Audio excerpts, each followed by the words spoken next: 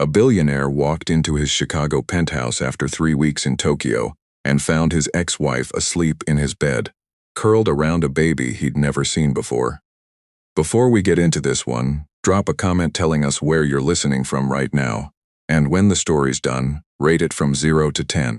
Make sure you're following Mr. Harrison Stories so you never miss one of these. Now settle in, because this one is going to hit different. The rain had been falling over Lake Michigan all afternoon, streaking the floor-to-ceiling windows with silver lines that blurred the city lights below.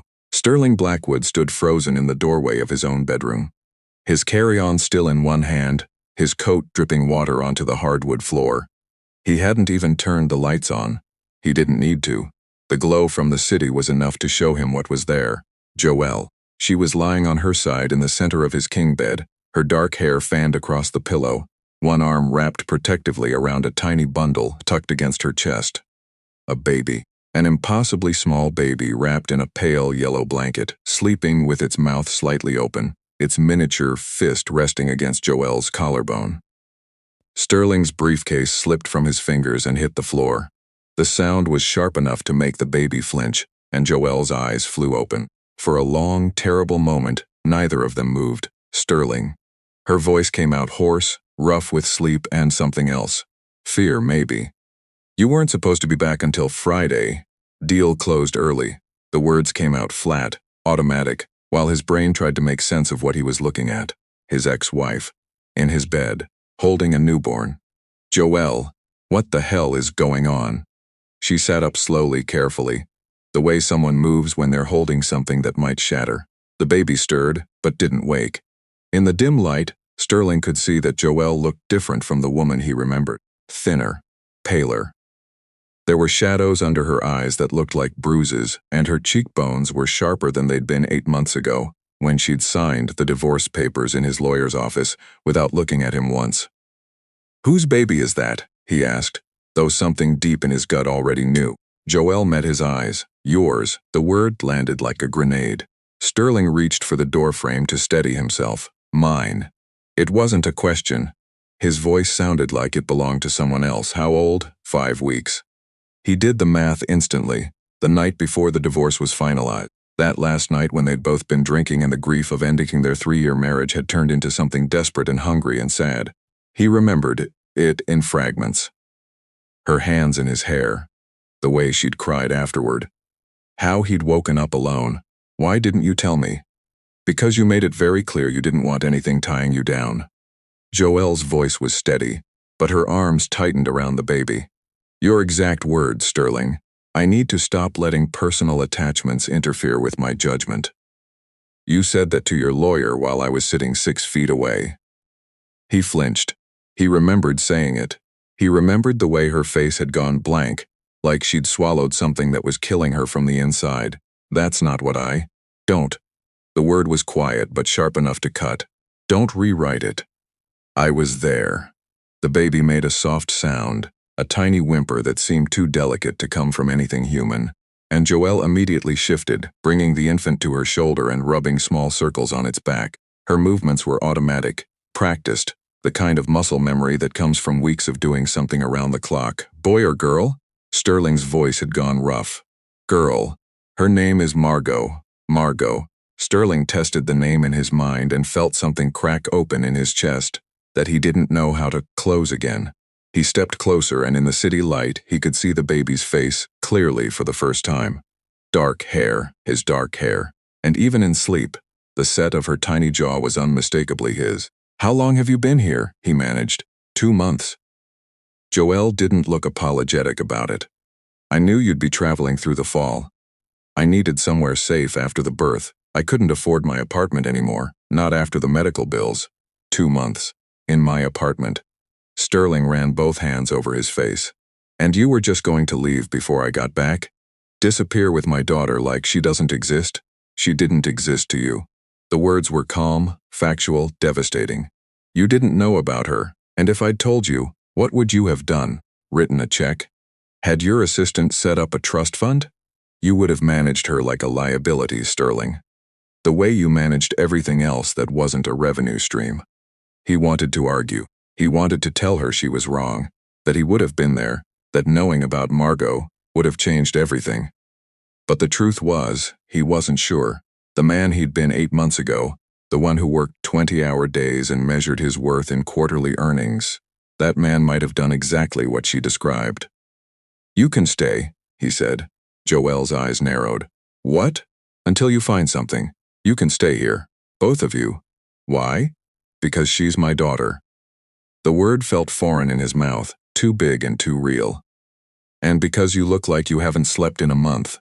Something flickered across Joelle's face, not gratitude exactly, but something close to relief before she locked it down again.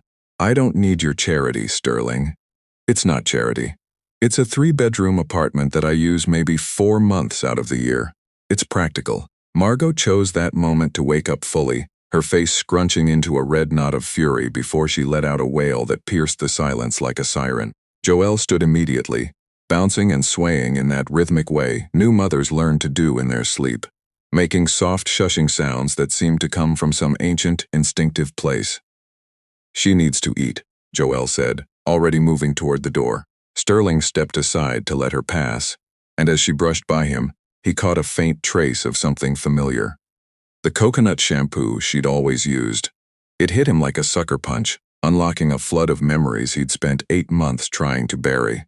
After she was gone, he stood in the dark bedroom, staring at the rumpled sheets where his ex-wife and his daughter had been sleeping. His phone buzzed in his pocket. Tokyo office, probably. Wanting final signatures, he let it ring. What would you do if you found out you were a father 5 weeks after the fact? The first morning was awkward in the way that only 2 people who used to love each other can be awkward. Sterling woke at 6 out of habit, showered, dressed in his usual armor of pressed shirt and slacks, then walked into the kitchen to find Joelle already there. She was standing at the counter in an oversized flannel shirt, her hair piled in a messy knot, trying to drink coffee one-handed while Margot slept against her chest in some kind of fabric wrap. "There's coffee," she said without looking up. "I see that." He poured himself a cup, noticing that hers was barely touched and already cold. Did she sleep? From midnight to 3, then 3:30 to 5. Then she was up for good. "That's normal?" Joelle let out a laugh that sounded more like a sigh. "That's actually a good night." Sterling studied his daughter over the rim of his mug. She was so small it seemed impossible that she was an actual person. Her tiny fingers curled and uncurled against the fabric of the wrap, and her lips moved in her sleep like she was dreaming about eating. "I canceled my meetings for the week," he said. Joelle's head snapped up. "You what?" "I need to." He searched for the right word. "Adjust." She stared at him like he'd announced he was moving to Mars. Sterling Blackwood didn't cancel meetings. Sterling Blackwood once took a conference call during his own wedding rehearsal. She'd known that about him. It was one of the reasons she'd stopped fighting for their marriage. "What does she need?" he asked. "Practically. Supplies, equipment, whatever." "Sterling, you don't have to." "Yes, I do." His voice came out harder than he intended. "Whether I knew about her or not, she's here. She's real. Tell me what she needs." Joelle studied his face for a long time, and Sterling could see her weighing his words against years of experience with his broken promises. Finally, she said, "She needs a pediatrician appointment next week. She needs a proper crib, instead of the portable bassinet I've been using. And she needs her father to understand that she's not a project he can optimize. She's a person. I know that. Do you?" The question hung between them like smoke. 3 days in, and Sterling was discovering that fatherhood was the most humbling experience of his life. He'd built a real estate empire worth $2 billion. He'd negotiated with heads of state and closed deals that reshaped city skylines. But he could not, for the life of him, figure out how to change a diaper without Margot screaming like he was torturing her. "You're overthinking it," Joelle said from the doorway, watching him fumble with the adhesive tabs for the 3rd time. There was something in her voice that might have been amusement the first time he'd heard anything close to warmth from her since he'd come home. "I'm not overthinking it. I'm being thorough. She's 5 weeks old. She doesn't need thorough. She needs fast." Sterling looked down at his daughter, who was staring up at him with dark, unfocused eyes that somehow managed to convey total judgment. "Your mother thinks I'm incompetent," he told her seriously. Your mother knows you're incompetent, Joelle corrected, but she was almost smiling. That night, after Margot's 2 a.m. feeding, Sterling found Joelle crying in the nursery. She was sitting in the rocking chair he'd had delivered that afternoon, holding their sleeping daughter, tears running silently down her face while her body shook with the effort of staying quiet. Hey. He knelt beside her, his voice soft. What's wrong? Is she okay? She's fine. Joelle wiped her face with the back of her hand, but the tears kept coming. I'm sorry. I can't keep doing this. Doing what? This. She gestured vaguely at everything. Living in your apartment, watching you fall in love with her, knowing it's temporary. You're going to go back to work, Sterling. You're going to get pulled back into your world, and you'll start missing bedtimes, and then bath times, and then whole weeks. And I'll be alone again, except this time it'll be worse, because she'll be old enough to notice. The words hit him like cold water, not because they were cruel, but because they were reasonable. She'd watched him do exactly this during their marriage, choosing work over presence so many times that she'd stopped expecting him to choose her. I'm not going to. Don't make promises you can't keep. Her voice was fierce now, protective in a way that had nothing to do with him and everything to do with the baby in her arms. I survived you leaving me. I will not watch you leave her. Sterling sat back on his heels, staring at the woman who had once loved him enough to marry him, and who now loved their daughter enough to expect better from him than he'd ever given anyone. What if I'm different now? He asked quietly. People don't change because of a baby, Sterling. They just get more visible. Then, let me be visible. Let me prove it. Joelle looked at him with eyes that held years of disappointment. How? I don't know yet. But I'm asking you to let me try. She didn't say yes, but she didn't say no either. And when Margot stirred and reached blindly toward the sound of his voice, something shifted in Joelle's expression. Not trust. Not yet. But maybe the possibility of it. The test came sooner than either of them expected. On the 5th morning, the intercom buzzed at 8 a.m. Sterling opened the door to find Vanessa Drake standing in the hallway, immaculate in a charcoal blazer, her red hair pulled into a severe bun, holding a tablet like a weapon. Vanessa was his co-founder, his chief strategist, and, for a brief period 2 years ago, something more than that. She looked past him into the apartment and her expression shifted when she heard Margot crying in the background. What is that? She asked. My daughter. Your what? Vanessa's composure cracked for exactly 1 second before she rebuilt it. Sterling, we have the Lakeside Towers closing in 4 days. The lenders are nervous. You've been completely unreachable, and now you're telling me you have a child. I've been reachable. I've been choosing not to reach back. This isn't like you. Good. Vanessa stepped closer, lowering her voice. Is this about Joelle? Because if she's manipulating you with some baby, be very careful how you finish that sentence. Joelle appeared behind him, holding a now calm Margot, and Sterling watched Vanessa's eyes move between the three of them, calculating, reassessing. The Lakeside closing can wait, Sterling said. It's a $400 million deal. Then it'll be a $400 million deal next week, too. After Vanessa left, Sterling braced himself for Joelle's reaction. He expected anger, jealousy, accusations about Vanessa. Instead, she was quiet for a long time, looking out the window at the lake. She's going to make you choose, Joelle finally said. Your business or this, and she's smart enough to create situations where the choice looks urgent. Let her. Joelle turned to face him. You say that now. But when it's real, when there's actually something on the line, you and Margot are what's on the line. Everything else is just money. She watched him for another long moment, then said something he didn't expect. I believe you want to mean that. I'm just not sure you can. It was the most honest thing anyone had ever said to him, and it stung because she was right to doubt.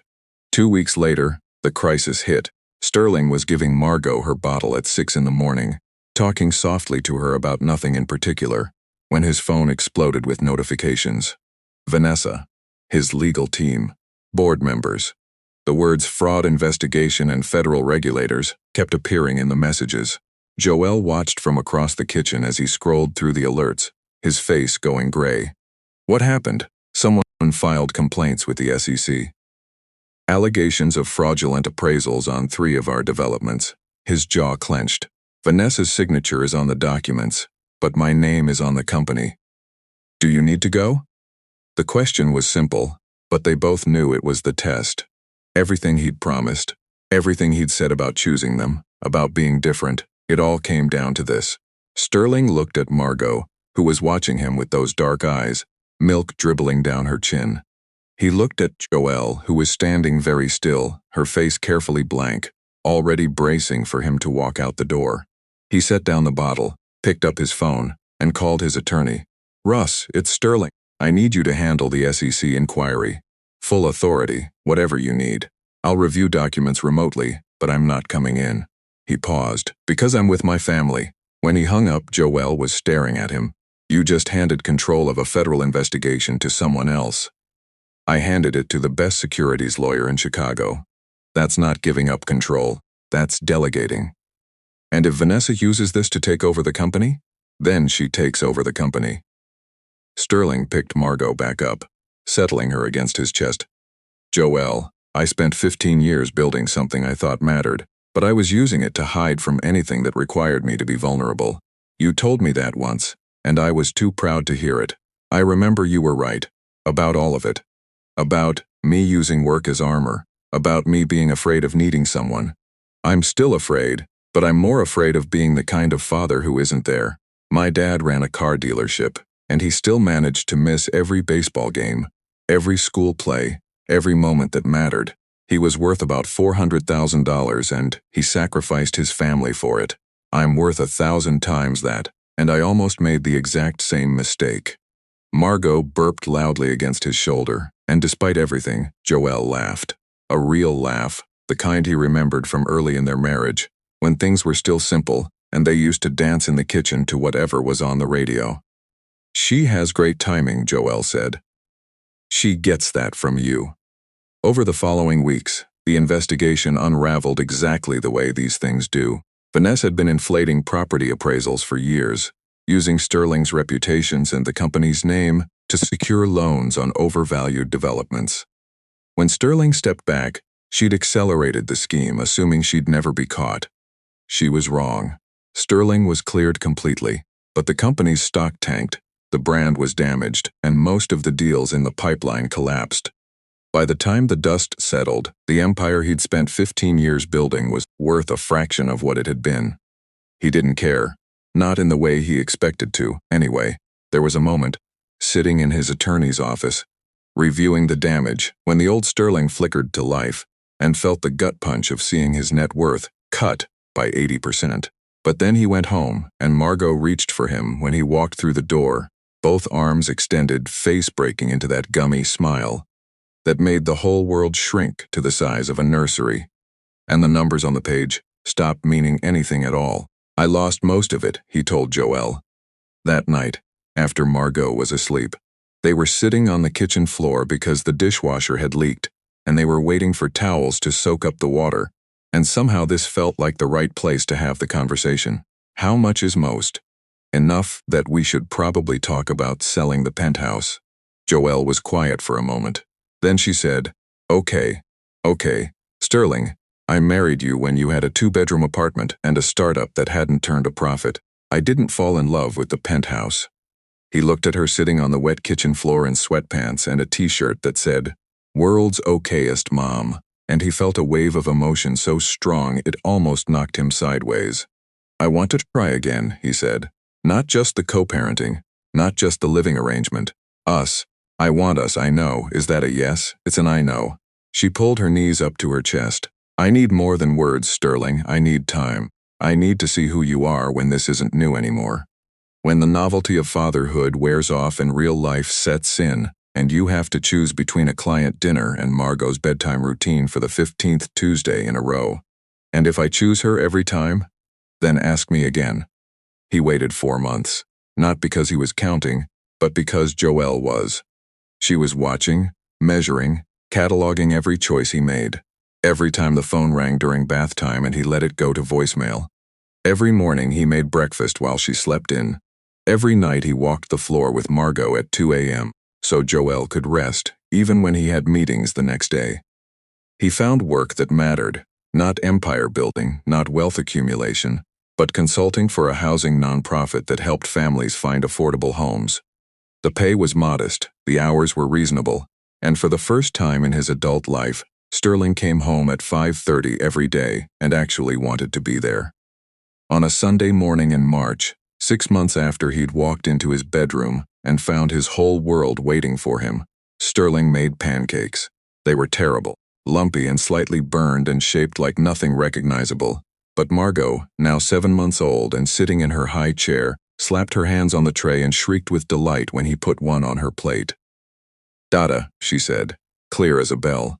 Sterling's spatula hit the floor. "Did she just?" "She's been practicing," Joelle said from the doorway, smiling in a way that reached her eyes for the first time in months. "She said it yesterday while you were in the shower, but I wanted you to hear it for real." Sterling picked up his daughter, burnt pancakes forgotten, and held her against his chest, while she grabbed his ear and babbled happily. Over Margot's head, he looked at Joelle. "Marry me again," he said. "Your pancakes are burning. I don't care. Marry me." Joelle crossed the kitchen and stood in front of him, reaching up to wipe a smear of batter off his cheek. "You're a mess," she said softly. "The best kind of mess." She studied his face the way she'd been studying it for months, looking for cracks, for hesitation, for the old Sterling hiding behind the new one. Whatever she found must have been enough, because her eyes filled with tears and she nodded. Okay, I'll marry you again." She laughed, wiping her eyes. "But we're not doing the big wedding this time. No ice sculptures, no string quartet, no 300-person guest list. Just us? Just us and her." Margot clapped her hands like she understood exactly what was happening, and Sterling kissed Joelle over their daughter's head, tasting salt from her tears and coffee and something sweet that might have been pancake batter. They got married on a Tuesday afternoon at the county clerk's office. Margot in a tiny white dress that she immediately spit up on, Joelle in jeans and the flannel shirt she'd been wearing the night. Sterling came home and found them. No photographers, no caterers, no guests except Sterling's brother Tate, who'd flown in from Denver and cried harder than the baby. A year later, they'd settled into a brownstone in Lincoln Park. Nothing extravagant, 3 bedrooms, a yard barely big enough for a swing set, a kitchen where the oven ran 20 degrees hot. Sterling loved every square foot of it. The consulting work had grown into something he was proud of. A small firm that helped families and first-time homeowners navigate real estate without getting crushed by the system he'd once profited from. Joelle had gone back to school for social work, attending classes while Margot was at daycare, studying at the kitchen table after bedtime, while Sterling quizzed her on case studies. On the night Joelle told him she was pregnant again, they were sitting on the back steps watching Margot chase fireflies in the yard. She'd just started running, that unsteady toddler sprint that looks like a controlled fall, and both of them were poised to jump up if she went down. "I'm 8 weeks, Joelle said, like she was mentioning the weather. Sterling's hand found hers in the dark. "You're sure? Blood test came back today." He turned to look at her, and even in the fading light he could see that she was glowing in the way that isn't a myth at all, but a real, physical thing that happens when someone is carrying a life they actually want. "Are you happy?" she asked. "I don't have a word for what I am." He squeezed her hand. "Grateful doesn't cover it. Amazed doesn't cover it. I think I might need to invent a new word."